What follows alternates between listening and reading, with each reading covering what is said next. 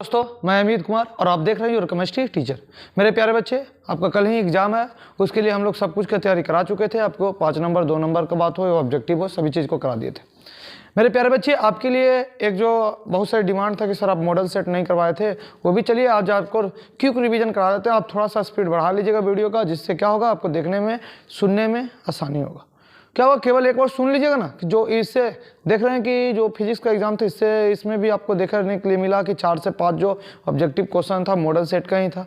तो जो भाई अगर 5 क्वेश्चन 6 क्वेश्चन ही जो मिले आपको, तो कम से कम तो वे आराम होगा ना। तो चला जाए इसे मिला लेते हैं मॉडल सेट। तो चला जाए, देखिएगा बच्चे, एक एक क्वेश्चन दम एग्जाम में तहलका मचा देना है। चला जाए, आज के जो पहला क्वेश्चन होगा बच्चे, ऑब्जेक्टिव का कवर करते चलना है। निम्नलिखित में कौन रवेदार ठोस पदार्थ का उदाहरण है? Which of the following is an example of crystalline solid? Crystalline solid का आता, देखिए अनक्रिस्टलाइन होता कांच, रबर, प्लास्टिक, ठीक है ना। तो क्रिस्टलाइन होता बर्फ, आइस। ऑप्शन नंबर डी याद रखिएगा। कहा देगा कि क्रिस्टलाइन तो आइस मारिएगा। इस तरह के क्वेश्चन मिलने वाला ही है आपको। चला जाए, अगले क्वेश्चन है, फलक केंद्रिक घनीय इकाई सेल में परमाणुओं की संख्या। मैं एफसीसी में पूछ रहा ना, एफसीसी में ध्यान दीजिएगा, क्वेश्चन को इंग्लिश में भी ले आइए, थोड़ा सा देख लीजिए। The number of atom in a face centred cubic unit cell. तो याद रखिएगा एफसीसी में कितने होते हैं, ये देखिए आगे तो याद रखिएगा कि घनीय इकाई सेल में कहाँ कहाँ होते हैं। तो याद रखिएगा कि आपको कोने के साथ साथ फलक पर होते हैं, कोने के साथ साथ फलक पर होते हैं। और फलक कितने होते हैं? 6 फलक होते हैं। कितने फलक होते हैं? 6 फलक। तो 6 फलक होंगे, 8 को कोना होगा, तो 1/8, तो आपका 1 हो जाएगा उधर। 1/8 वैल्यू देगा और 8 जगह और 6 को फलक है, फलक का वैल्यू होता है 1/2, तो ये हो जाएगा आपका 3 और ये हो जाएगा 1, 4। एफसीसी में 4 आप याद रखिएगा ना। एससीसी में 1 होता है, बीसीसी में 2 होता है और एफसीसी में 4 होता है। तो 4 होगा फलक केंद्रित में, एफसीसी में 4 होगा। चला जाए, आगे क्वेश्चन बढ़ाते हैं बच्चे। आगे कह रहा है कि NaCl क्रिस्टल की संरचना होती है। NaCl की क्रिस्टल की संरचना आपका होता है फलक केंद्रिक होता है, फेस सेंटर होता है। तो ऑप्शन नंबर बी हो जाएगा। एक एक क्वेश्चन को करना, छोड़ना नहीं है, याद रखिएगा। सब कुछ आपको करा रहे हैं तो ये भी क्वेश्चन आपको कंप्लीट होना चाहिए। तो अगला क्वेश्चन आपके लिए क्या कह रहा है, नेक्स्ट क्वेश्चन आपके लिए है कि सरल घनीय जालक में संकुलन क्षमता। देखिए संकुलन क्षमता का है या पैकिंग प्रागुणता का है? पैकिंग प्रागुणता का है तो वही दशमलव में देगा, 0.5 देगा, 0.68, 0.74, 0.72। तो संकुलन क्षमता का आएगा एससीसी में ना, सरल घनीय the packing fraction of a simple cubic crystal. Simple cubic crystal में कितना होता है? 52%। यही रिक्ति पूछेगा तो रिक्ति 100 में से 52 हटा दीजिएगा, तो जितना आपका होगा रिक्ति हो जाएगा 48%। चला जाए, एक एक क्वेश्चन को क्लियर कर लेना है। फिर अगला क्वेश्चन, 5वां क्वेश्चन है, निम्नलिखित में किस प्रकार के घोल में प्राशन की क्रिया नहीं होगी? क्वेश्चन को समझ लीजिए।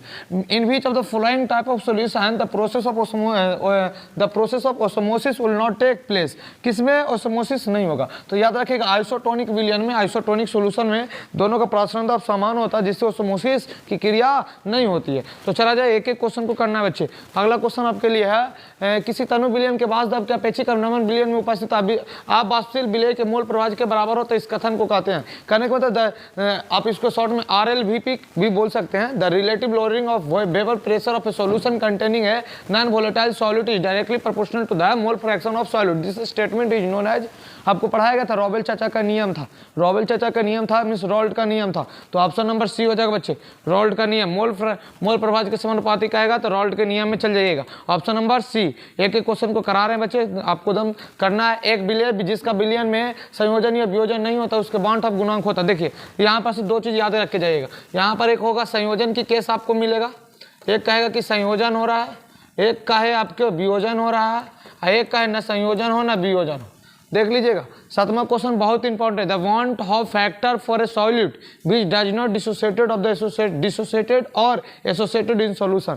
मींस कहने का मतलब आप ऐसे समझ सकते हैं कि जब वियोजन होगा या संयोजन हो जाए उस कंडीशन में, या दोनों में से कोई नहीं हो। जब दोनों में से कोई नहीं होगा तो याद रखिएगा कि उसका 1 होगा, वैल्यू कितना होगा? 1। बाउंड ऑफ गुणांक का वैल्यू कितना होगा? 1।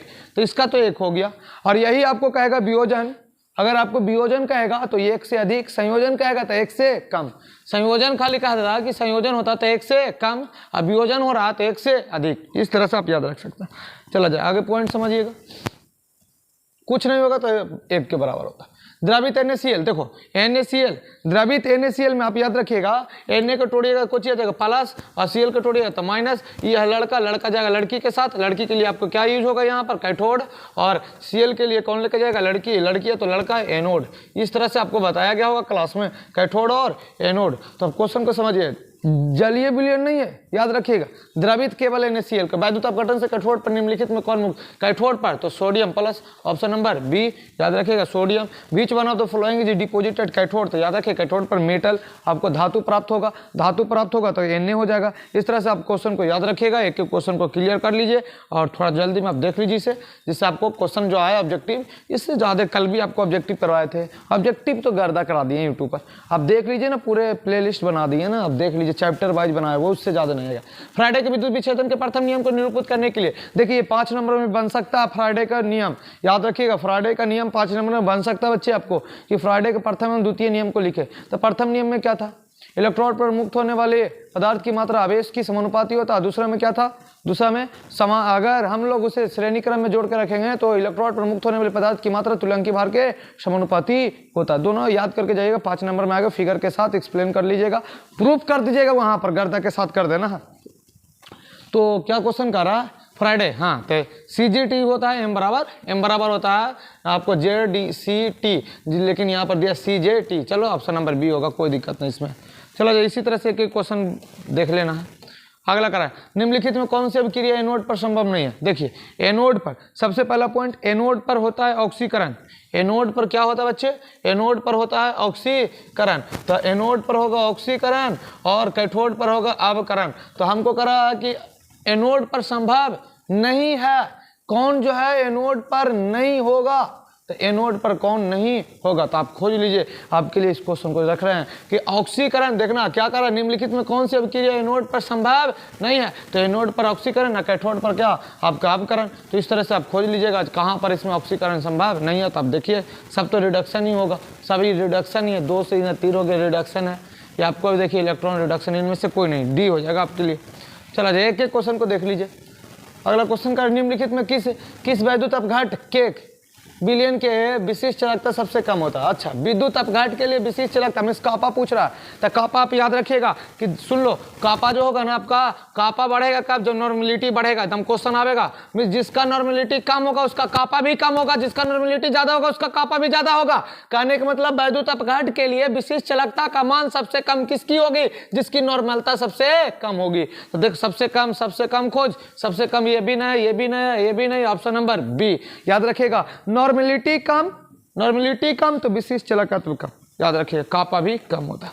चलिएगा अगला क्वेश्चन आप देखिएगा। हाँ 2A तीर के निशान बी के लिए वेग के निरूपण कर सकते। देखो अब बताया गया होगा अभिकारक के लिए माइनस में लिखते हैं, सबसे पहले माइनस, ये 2 है तो बटा में 1/2, और इसको रिस्पेक्ट में डी बटा डी टी। चल खोज ले, ऐसा ऑप्शन करो मिल जाएगा आपको। चल मिल गया आपको, ऑप्शन नंबर सी।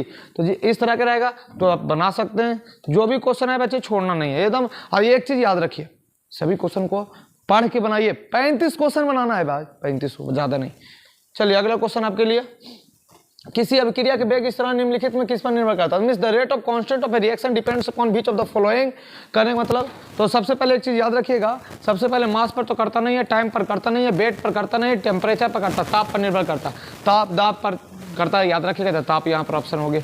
चला जाए, एक एक क्वेश्चन को छोड़ना नहीं बच्चे। अगला क्वेश्चन क्या कर रहा, निम्नलिखित में कौन प्रथम कोटि की अभिक्रिया है। मींस फर्स्ट ऑर्डर, जिसकी कोटि 1 होता है उसे प्रथम कोटि की अभिक्रिया कहा जाता है, याद रखिएगा। तो प्रथम कोटि की अभिक्रिया नहीं है। देखो ये प्रथम कोटि का है, ये भी प्रथम कोटि है, ये भी प्रथम, प्रयोग से पता चलता है। और ये आपका प्रथम कोटि की अभिक्रिया नहीं है, द्वितीय कोटि की अभिक्रिया है। चला जाए, एक एक क्वेश्चन आप इसमें देख लीजिए, दम गर्दा कर देना है एग्जाम में। अगला देखिएगा, हाँ एक चीज याद रखिएगा, अगला पॉइंट, जब सूर्य प्रकाश दे देना, फोटोकेमिकल रिएक्शन जितना भी होता है ना यार, सबका कोटि शून्य होता है। तो कोटि इसका पूछ रहा है, जैसे सूर्य प्रकाश रखे यूवी लाइट डाल मार देना शून्य, ऑप्शन नंबर डी। तो याद रखिएगा, एक एक क्वेश्चन को छोड़ना नहीं है। अगला क्वेश्चन देखिएगा, अधिशोषण की प्रक्रिया होती है। मीन्स अधिशोषण जो प्रक्रिया होगा वो कैसा प्रक्रिया होगा। तो अधिशोषण में पृष्ठ पर घटना घटता है यार, पेंट उंट कर देगा, सतत अंदर चल जाएगा, पृष्ठ पर न रहेगा, तो पृष्ठीय घटना होगा, जिसको सरफेस फेनोमेना बोलेंगे आपको, द प्रोसेस ऑफ एडजॉर्प्शन। याद रखिएगा, एक एक क्वेश्चन को छोड़ना नहीं है बच्चे। चला जाए, अगले क्वेश्चन क्या है, दूध है। दूध याद रखिएगा कि दूध में क्या चीज होता है। तो दूध में याद आपको बताया गया था FDW था, FDW, हाँ FDW means fire dispersion in water, जल में प्रक्षेपित बसा। इस तरह से आप याद रखिएगा। अगला क्वेश्चन कर रहा है निम्नलिखित में कौन वैद्युत अपघात फेरिक हाइड्रोक्साइड सोल्ट से स्कंदन में सबसे कम प्रभावी होता है। सुनिएगा, आवेश ज्यादा रहेगा स्कंदन ज्यादा होगा, आवेश ज्यादा रहेगा स्कंदन ज्यादा होगा। तो यहाँ पर क्या कह रहा है, स्कंदन में सबसे कम प्रभावी है। तो किसके ऊपर सबसे कम है आवेश, जिसके ऊपर आवेश कम रहेगा वो स्कंदन कम होगा। देख लो आवेश सबसे कम जिस पर निकल जाए, KBR पर सबसे कम है, एक ही आवेश है तो C हो जाएगा। आवेश चेक कीजिएगा, आवेश चेक कीजिएगा, आंसर रेडी हो जाएगा। 19 क्वेश्चन की ओर आइए। चार्ज को देखना होगा किसी रासायनिक अभिक्रिया में, किसी रासायनिक अभिक्रिया में उत्प्रेरक the in a chemical reaction A catalyst, किसी भी केमिकल रिएक्शन में कैटेलिस्ट का क्या कार्य होता है। तो सक्रियण ऊर्जा को क्या कर देना, घटा देना, सक्रियण ऊर्जा को घटा देना, एक्टिवेशन एनर्जी को कम कर देना, जल्दी से रिएक्शन को कंप्लीट करा देना। निम्नलिखित में किस धातु के साइनाइड विधि द्वारा, साइनाइड विधि द्वारा सिल्वर, ये आने वाला है तो आएगा इस पर, हम याद रखिएगा, BBI क्वेश्चन आना है, साइनाइड विधि द्वारा सिल्वर। अगला देखिएगा, निम्नलिखित में किसके द्वारा अभिदमन भट्टी में लौह ऑक्साइड का अपकरण होता है। देखिएगा, अभिदमन भट्टी में कहेगा कि by which of the following oxide is reduced in the fluidence. तो आप याद रखिए कार्बन मोनोऑक्साइड आपको लोहा के निष्कर्षण में पढ़ाया गया था, लोहा के निष्कर्षण में इसको डील करा दिए थे बच्चे। तो एक एक क्वेश्चन को हम करा रहे हैं, आप गर्दा कर देना है एग्जाम में। अगला क्वेश्चन आपके लिए है 22 क्या कह रहा है, वैद्युत अपघटन पर आधारित किसी अशुद्ध धातु को शोधन करने की। देखो वैद्युत अपघटन से शुद्धि करने की विधि को वैद्युत शोधन कहते हैं, इलेक्ट्रोलाइसिस कहते हैं, इलेक्ट्रो रिफाइनिंग कहते हैं यार, इलेक्ट्रोलाइसिस नहीं, इलेक्ट्रो रिफाइनिंग। तो इलेक्ट्रो रिफाइनिंग कहेंगे with the process of refining of an impure metal based on electrolysis is known as electro refining. Option number A याद रखिएगा, वैद्युत शोधन। एक एक क्वेश्चन को करा रहे हैं बच्चे हम गर्दा के साथ। अगला 23 क्वेश्चन, निम्नलिखित में किससे तामा धातु का निष्कर्षण होता। देखिए सभी तो अयस्क है, लेकिन किसी एक से तामा का होता है, कॉपर पायराइड से, आराम बेस से होता है, कॉपर पायराइड से। तो आप याद रखिए कॉपर पायराइड का सूत्र भी पूछ सकता है, CuFeS2। ऑप्शन नंबर क्या हो जाएगा, C। एक एक क्वेश्चन को देखिएगा, गर्दा के साथ आइए एग्जाम से देखे, उसके बाद मिलेंगे हम लोग। निम्नलिखित में कौन हाइड्रोजन बंधन नहीं बनाता। देखिए हाइड्रोजन बंधन का आपको कॉन्सेप्ट बताया है कि जब हाइड्रोजन फोन कर देगा FON तो हाइड्रोजन बनेगा। तो देखो फोन किया जी सर, यहाँ पर फोन हुआ सर, यहाँ पर भी हुआ सर, लेकिन यहाँ पर फोन नहीं हुआ जी। तो ऑप्शन नंबर C हो जाएगा। याद रखिएगा, एक एक क्वेश्चन को छोड़ना नहीं है, एकदम कंप्लीट करते चलना। अगला क्वेश्चन, उत्कृष्ट गैसों में निष्क्रिय गैसों के बातम कसन में नोबेल गैस के इलेक्ट्रॉनिक कंफर्मेशन पूछ रहा है ना, तो नोबेल गैस के क्या होगा, NH2 and NP6। Option number B। एक एक क्वेश्चन को छोड़ना नहीं है बच्चे, एकदम हल्का के साथ चलना। निम्नलिखित में कौन सबसे प्रबल ऑक्सीकारक है। तो याद रखिएगा प्रबल ऑक्सीकारक क्या होता, फिर कल बाहर आई अंटी। सबसे ज्यादा प्रबल ऑक्सीकारक कौन है, F2। ऑप्शन नंबर क्या होगा, A। याद रखिएगा स्ट्रॉन्गेस्ट ऑक्सीडाइजिंग एजेंट F2। अगला पॉइंट कह रहा है एसिड में सल्फर की ऑक्सीकरण संख्या। सुन लीजिए, कोई की भी ऑक्सीडेशन नंबर पूछ दे यार, एक आना ऑक्सीडेशन नंबर और सिंगल एलिमेंट्स होता है, जैसे पूछ देगा सोडियम 0, कोई भी फ्री स्टेट में तो 0 हो जाएगा। जैसे एसिड है तो इसका भी कितना हो जाएगा बाबू, 0। ऑप्शन नंबर D हो जाएगा। एक एक क्वेश्चन को छोड़ना नहीं, ऑक्सीडेशन नंबर का क्वेश्चन रहे कुछ भी। चलिए, निम्नलिखित युग्म में संक्रमण तत्व है, कौन संक्रमण तत्व है। संक्रमण तंत्र का मतलब समझ रहे हैं, ट्रांजिशन एलिमेंट पूछ रहा, डी ब्लॉक एलिमेंट पूछ रहा। डी ब्लॉक का एलिमेंट कौन होता है, आप इसका इलेक्ट्रॉनिक कंफर्मेशन से निकाले ना, तो आप याद करा दिए थे। साइंस टीचर विनीता कृपलानी मनफी कोनी क्यों जान जलाती हो, यारी जरा निभाता मौत तक रूरा पर आग में कूद ला हफ्ता बढ़ना रे इधर उधर पिटाई होगी। ये 3D 4D 5D सीरीज का है। तो इससे आप क्या कीजिए, यहाँ पर मिला के देख लीजिए। सोडियम आपका नहीं है, सोडियम S ब्लॉक का है। मैग्नीशियम आपका मैग्नीशियम भी आपका S में आ जाएगा, अमोनियम लेकिन P में चल जाएगा। तो इस तरह से सल्फर और P भी नहीं है, तो आपका कॉपर और लोहा डी ब्लॉक एलिमेंट्स है। तो याद रखिएगा ऑप्शन होगी, इस तरह से आप याद कर लीजिए। निम्नलिखित में कौन आयन प्रतिचुंबकीय है, डायमैग्नेटिक। डायमैग्नेटिक किसको बोलते हैं, जिसमें अयुग्मित इलेक्ट्रॉन शून्य होता है, जिसमें कौन अयुग्मित, ये कॉन्सेप्ट याद करके जाइए बच्चे। अयुग्मित 0 होगा प्रतिचुंबकीय, और अयुग्मित रहेगा अनुचुंबकीय, जिसको बोलते हैं हम लोग पराचुंबकीय। इस तरह के क्वेश्चन आना ही आना है, तो याद रखिएगा। अयुग्मित इलेक्ट्रॉन पूछ रहा है बच्चे, तो आप इलेक्ट्रॉनिक कंफर्मेशन से निकाल लीजिए। जैसे देखिए स्केडियम को 21 में से 3 लॉस कर गया था, कितना 18 में खत्म, एक भी नहीं रहेगा अयुग्मित। अब इलेक्ट्रॉनिक कंफर्मेशन निकाल के तो देखिए, अयुग्मित इलेक्ट्रॉन किसको कहते हैं, जो अकेले इलेक्ट्रॉन रहता है ना, हुंस के रूल के अनुसार बनाइएगा। तो ऑप्शन नंबर हो जाएगा C। अयुग्मित रहेगा, डाई नहीं होगा, बस ये कॉन्सेप्ट याद कर लीजिए। चलिए अगला देखिए, Z23 का इलेक्ट्रॉनिक कॉन्फ़िगरेशन पूछ दिया ना, तो Z23 का पूछ रहा 23, लास्ट में D के ऊपर 3 आना चाहिए। डी के ऊपर 3, देखिए डी के ऊपर 3, ऑप्शन नंबर बी। 23 है, अब निकाल ले, 2 2 4 10 12 18 20 3 23। School school public school Delhi public school, इस तरह से बताया गया होगा। चला जा, अब एक दिन में आप क्या कर सकते हैं, आपको इतना दिन से हम तो पढ़ा रहे थे बच्चे, अब देखिए तो निम्नलिखित में कौन लेंथेनाइट तत्व है। लेंथेनाइट तत्व जो आपको एफ ब्लॉक में आता है, इनर ट्रांजिशन में आता है।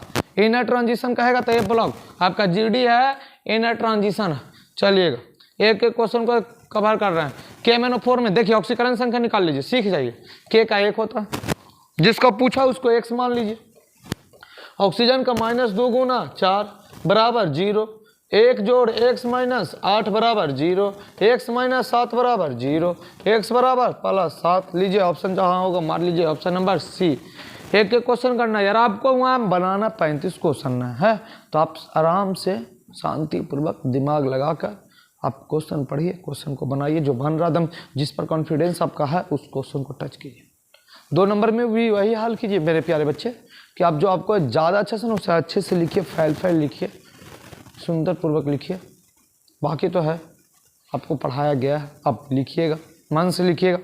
चला जाए बच्चे, तो अगले क्वेश्चन की ओर बढ़ते हैं हम लोग। 33 क्वेश्चन याद रखिएगा। 33 क्वेश्चन में हम लोग पहुंच गए हैं। 70 क्वेश्चन आया था ना मॉडल पेपर में। चलिए 70 क्वेश्चन को हम लोग देखेंगे। 33 में आ गए। NiCO4 में प्रसंस्करण होता है, अच्छा ऑक्सीडेशन नंबर पूछेगा तो 0, और NiCO4 में ऑक्सीडेशन नंबर आपको पूछ रहा है ना, ऑक्सीडेशन नंबर नहीं पूछ रहा, आपको प्रसंस्करण पूछ रहा। तो याद रखिएगा NiCO4 में प्रसंस्करण होता है sp, आपका प्रसंस्करण हो जाएगा sp3 NiCO4 में, हाँ sp3। चला जाए, निकाल लीजिएगा, निकालने के लिए सिखाया गया, वीडियो एक स्पेशल दिए इस पर। लीजिए समन्वय संख्या पूछ रहा है, देखिए ऑक्जुलेटर है, ऑक्जुलेटर आएगा 2 से गुना कर दीजिएगा, 3 दूनी 6, ऑप्शन सी डी। याद रखिएगा C2O4 है, गुना 2 से करके आपको ऑक्सीडेशन नंबर निकाल लीजिएगा। चला जाए, अगला क्वेश्चन क्या कर रहा है बच्चा, अगला कर रहा है, देख लीजिए। सबसे पहले देखिए CO सही है, NH3 Br SO4 सब ठीक है, केवल आयन को इधर से उधर बदल दिया गया ना, अंदर वाला आयन को बाहर, बाहर वाला आयन को अंदर किया गया। ये चीज इसलिए इसको बोला जाता है आयन संबंध। देखिए ना यार, Br को इन्हें कर दिया और SO4 को अंदर कर दिया। जब भी ऐसा कंडीशन रहेगा तो आयन संबंध होगा। चलिए अगला क्वेश्चन क्या कर रहा है बच्चे, एक क्वेश्चन को देख लीजिए। क्लोरोफॉर्म एक है, क्लोरोफॉर्म का सूत्र बता, CaCl3। बोल कितना हाइड्रोजन है, 3। ट्राई हाइड्रोजन व्युत्पन्न किधर गया, ट्राई हाइड्रोजन व्युत्पन्न, ऑप्शन नंबर सी। एक एक क्वेश्चन छोड़ना दम नहीं है। अगला क्वेश्चन, इथाइल ब्रोमाइड की अभिक्रिया सोडियम धातु के साथ कराया जाता। देख इथाइल ब्रोमाइड तो याद कराए थे 2 को सोडियम, जब 2 को लड़का होगा तो इधर 2 को लड़की भी रखो। इथाइल ब्रोमाइड C2H5Br, तो एक और लिया C2H5Br, शुष्क ईथर की उपस्थिति में हो रहा था। ऊर्जा अभिक्रिया याद कराए थे, ऊर्जा अभिक्रिया आपको नेमिंग रिएक्शन में भी आएगा, बनेगा C2H5 means 4 butane, option number B, option number B. एक एक क्वेश्चन कवर करते चलिए। अगला क्वेश्चन देखिएगा, 38 क्वेश्चन में आगे, निम्नलिखित में कौन एलील हैलाइड है, मींस एलाइल हैलाइड है। एलाइड हैलाइड के लिए आपको बताया गया था कि जहां पर हाइड्रोजन जुड़ा रहे उसके बगल वाले कार्बन जो होंगे, पड़ोसी जो कार्बन होंगे वे sp2 होंगे, डबल बॉन्ड होंगे। देखिए यहाँ जुटा हुआ इसके बगल वाले कार्बन का रहा ना, जिस कार्बन से जुटा उसके बगल वाला कार्बन, तो देखो ये खुद अपने थे, ये तो होगा नहीं। इसमें देखो इस जुड़ा हुआ बगल वाला डबल बॉन्ड होना चाहिए, ट्रिपल बॉन्ड है। यहाँ जुड़ा बगल वाला कार्बन में डबल बॉन्ड नहीं है। यहाँ देखो यहाँ इसके साथ जुड़ा होता है, इसके पड़ोसी में डबल बॉन्ड है, तो आपको ये हो जाएगा एलाइल का आएगा, तो इस तरह से चेक कर लीजिएगा।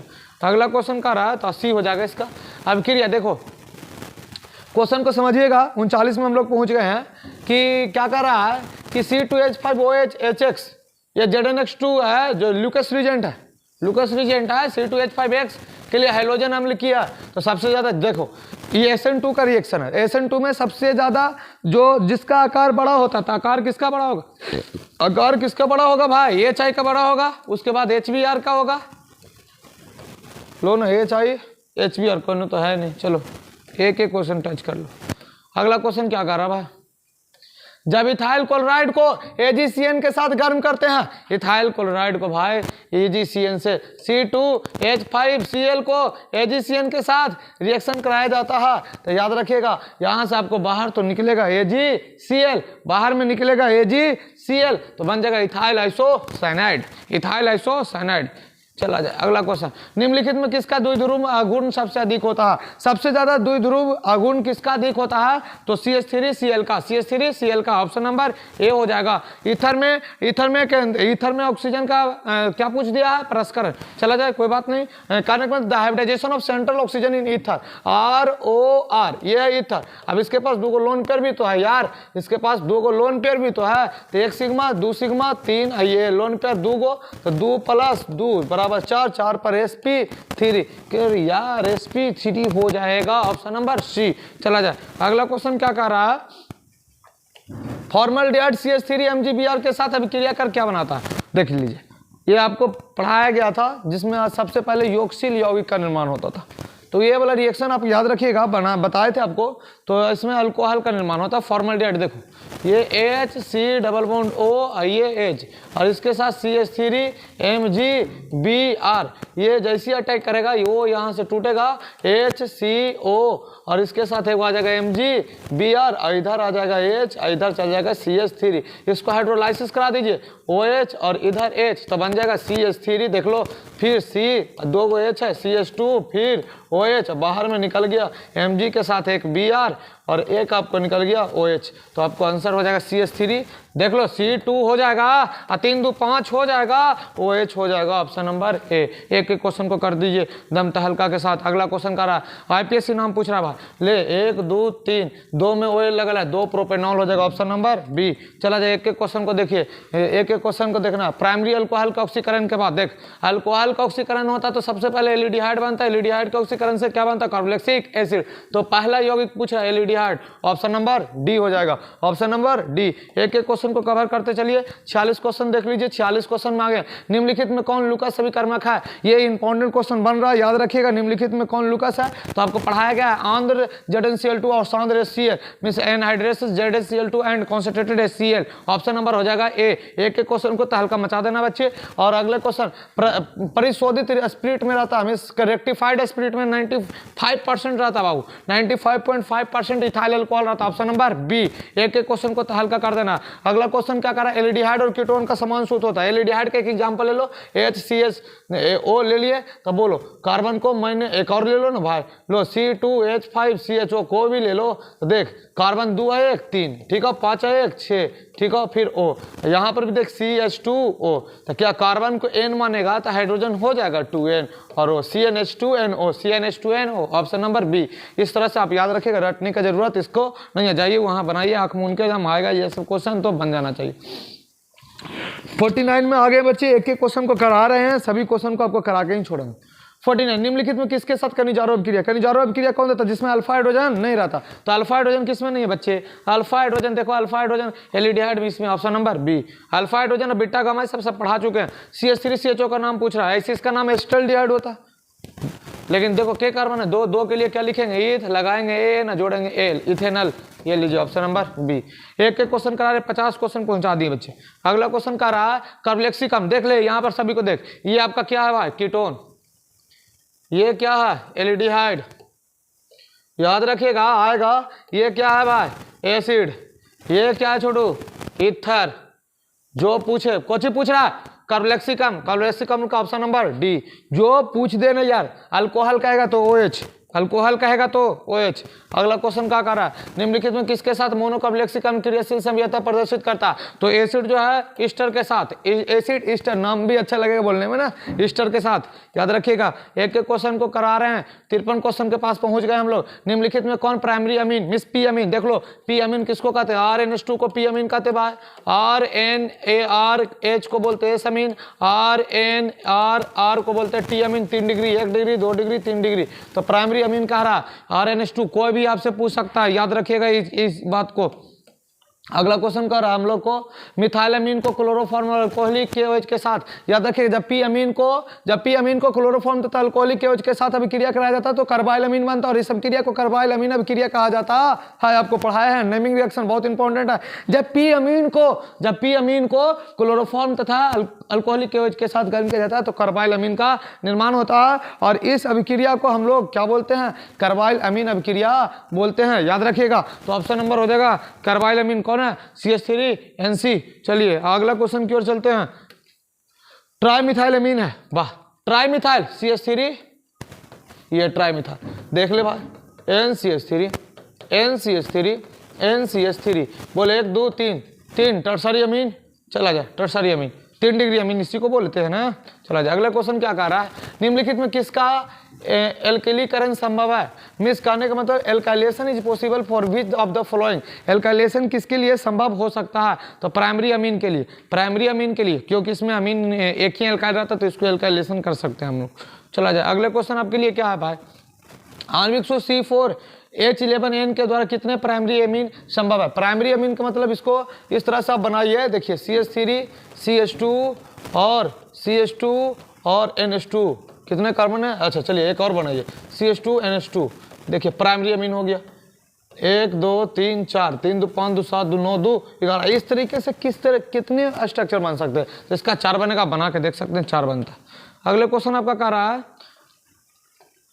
एसीटोनाइट्राइल, देखिए क्वेश्चन समझिएगा, एसीटोनाइट्राइल जो है क्या, तो CH3CN को एसीटोनाइट्राइल कहते हैं हम लोग। एसीटोनाइट्राइल है इथेन, CH3CN को 2 कार्बन है, इथेना नाइट्राइल हो जाएगा, ऑप्शन नंबर बी, याद रखिएगा। अगला क्वेश्चन क्या, निम्नलिखित में कौन मोनोसैकेराइड है। मोनोसैकेराइड किसको कहते हैं, जिसका जल अपघटन नहीं किया जाता, जिसको मोनोसैकेराइड कहते हैं। जिसका जिसको जल अपघटन नहीं होगा उसको मोनोसैकेराइड कहते हैं। तो किसका होगा, सुक्रोज का तो होगा, ग्लूकोज और फ्रुक्टोज में, तो ऐसे आप याद रखिएगा, गैलेक्टोज का नहीं होता, ऑप्शन नंबर बी हो जाएगा, ऑप्शन नंबर बी। अगला देखिएगा, न्यूक्लिक अम्ल, न्यूक्लिक अम्ल में निम्नलिखित में कौन सा क्रम होता है। ये इंपॉर्टेंट क्वेश्चन लग रहा है, इसे आप याद रख के जाइएगा। निम्नलिखित में कहेगा जब भी आप, तो एक ट्रिक याद करा देते हैं ना अम्लों को, न्यूक्लिक अम्ल में PSB याद रखिएगा, PSB का मतलब फॉस्फेट बेस, फॉस्फेट शुगर याद रखिएगा, क्या होगा PSB का मतलब फॉस्फेट, PBS फॉस्फेट भस्म शर्करा। एक मिनट रुक जाइए, न्यूक्लिक अम्ल में, न्यूक्लिक अम्ल में निम्नलिखित में कौन सा क्रम सही होगा, तो याद रखिएगा अब निम्नलिखित में कौन सा क्रम सही होगा, तब निम्नलिखित में कौन सा फॉस्फेट भस्म शर्करा होगा ना, फॉस्फेट भस्म शर्करा, फॉस्फेट भस्म शर्करा, ये ऑप्शन नंबर बी होगा। मिस PBS से याद रखिए, PBS फॉस्फेट बेस शुगर, ठीक है याद रखिएगा। चलिए अगला क्वेश्चन क्या था, अरे विटामिन सी की कमी से स्कैर्वी होता है, ये तो बहुत सिंपल क्वेश्चन था। अगला क्वेश्चन क्या है, निम्नलिखित में आवश्यक अमीनो अम्ल है। आवश्यक अमीनो अम्ल कौन है, ये आपको पढ़ाए थे, आवश्यक अमीनो अम्ल, अनावश्यक अमीनो अम्ल, जो भी क्वेश्चन आपसे आ जाए तो बना लीजिएगा। आवश्यक लाइसिन को बोलते हैं, एक नंबर से नजर नहीं आ रहा है, लाइसिन होगा। अगला क्वेश्चन आपको कह रहा है, आधे घंटे में निम्नलिखित द्वारा किसके द्वारा स्टार्च जो है ना माल्टोज में बदल जाता था, डाई स्टार्च के द्वारा, तो ऑप्शन नंबर डी हो जाएगा। एक क्वेश्चन को आप देखिए ना, सब बन जाएगा आपको। अगला क्वेश्चन क्या कर रहा है, निम्नलिखित में कौन प्राकृतिक रबर, प्राकृतिक रबर याद करा दिया था आपको, प्राकृतिक रबर किसको बोलते हैं, आइसोप्रीन को, आइसोप्रीन को बोलते हैं। अगला क्वेश्चन क्या है, क्रेपोलैक्टम किसका मोनोमर है, नाइलॉन 6 का, नाइलॉन 6 का याद रखिएगा। अगला क्वेश्चन का, निम्नलिखित में डेक्रोन, डेक्रोन किसका उदाहरण है, डेक्रोन पॉलिस्टर का उदाहरण होता है, पॉलिस्टर का। अब सब बता दिए सभी आपको, क्लोरामीन टी है, क्लोरामीन टी है। अब याद रखिएगा क्या है भाई, एंटीसेप्टिक, एंटीसेप्टिक है, option number D, option number D होगा एंटीसेप्टिक। पेनिसिलिन का सबसे पहले आविष्कार किसने किया था, पेनिसिलिन का लगभग 1928 ईस्वी में किया गया था एम फ्लेमिंग के द्वारा, एम फ्लेमिंग के द्वारा। तो आप याद रखिएगा ऑप्शन नंबर ए, ऑप्शन नंबर क्या हो जाएगा, ए हो जाएगा, ठीक है। इस तरह से हमने लगभग सभी क्वेश्चन को डील कर ही रहे हैं। अब 2 क्वेश्चन और इसका देख लेंगे। फिनॉल का उपयोग निम्नलिखित में किस रूप में किया जाता है, देखिए फिनॉल का एंटीसेप्टिक में भी होता है, डिसइंफेक्टेंट में भी होता है। जब हम स्किन पर करेंगे तो एंटीसेप्टिक, स्किन पर नहीं करेंगे तो डिसइंफेक्टेंट, तो ऑप्शन नंबर ऐसे सी होगा, इसका ज़्यादा यूज होता है। चला जाए अगला क्वेश्चन कर रहा है, मॉर्फिन है। मॉर्फिन क्या है, मॉर्फिन आपको है, आपको मॉर्फिन का प्रयोग हम कब करते हैं, जब दर्द हो जाता है एनाल्जेसिक्स में, दर्द को दूर करने के लिए। ये लीजिए ऑप्शन नंबर बी। तो एक क्वेश्चन हमने करा चुका है। और याद रखिए बच्चे, आपका कल एग्जाम है, आप पूरी तरह से मन से मेहनत कीजिए। और एक चीज़ याद रखिएगा, क्वेश्चन छूटना नहीं चाहिए, मन से बना के आइएगा, फैल बना के आइएगा, आप पक्का अच्छा नंबर लाइएगा बच्चे। फिर मिलते हैं अगले वीडियो में, जब तक के लिए जय हिंद जय भारत।